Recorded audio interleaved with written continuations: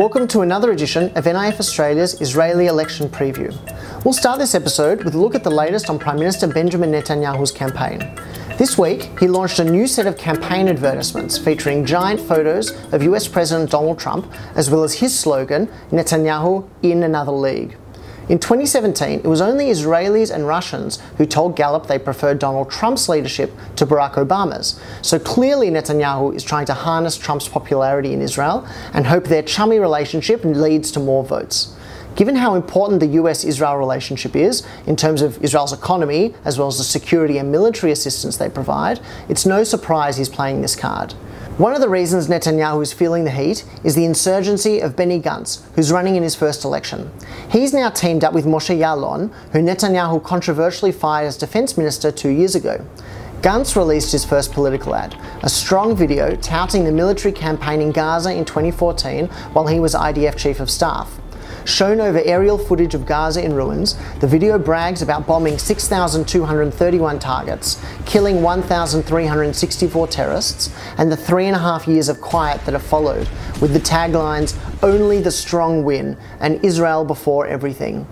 He also gave a powerful campaign launch speech, which tried to highlight the difference between his leadership and Netanyahu's, who he said had placed himself above Israel's national interest, created a wedge between religious and secular Jews, and contributed to a breakdown of shared society between Jewish and Palestinian citizens of Israel. He cited an end to corruption, improving health and education services, and the need for a major course of restoration to heal the country. Gantz made a particular effort to highlight that under his leadership there'd be no attacks on the military's hierarchy, the Attorney General, the judiciary, or cultural institutions, a thinly veiled attack against the current Prime Minister, who has led campaigns against them all. In fact, in a bid to draw across Likud voters dissatisfied with Netanyahu, he specifically cited Netanyahu as a patriot, just one who had lost his way. While the speech and the ad garnered criticism from both left and right-wing commentators, most Israelis are split on how to ideologically classify Gantz, with a third of the country calling him left-wing, a quarter of the country calling him centrist, and another quarter of the country calling him right-wing. Now to a new Haaretz poll, which has Benny Gantz climbing from just 13 seats in our last update to 22 now. Some of his support appears to have come from Yesh Atid, which has sunk, along with Labour, which is hovering very close to the threshold that could see them out of the Knesset entirely. Support for the Arab parties between the Joint List and breakaway party Ta'al remains constant since our last update, as does support for the ultra-Orthodox parties. News outlets have reported that most major parties are discussing consolidation to try and move into winnable positions.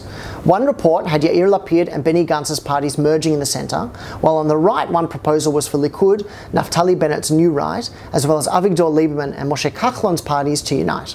That's all for now in this evolving election cycle. We'll be releasing our next episode in a couple of weeks, once the parties have finalised their candidate lists, and we'll take a look at gender breakdowns in Israel and compare it to parliaments around the world. Stay tuned to our Facebook and Twitter profiles for daily updates. Thanks for watching.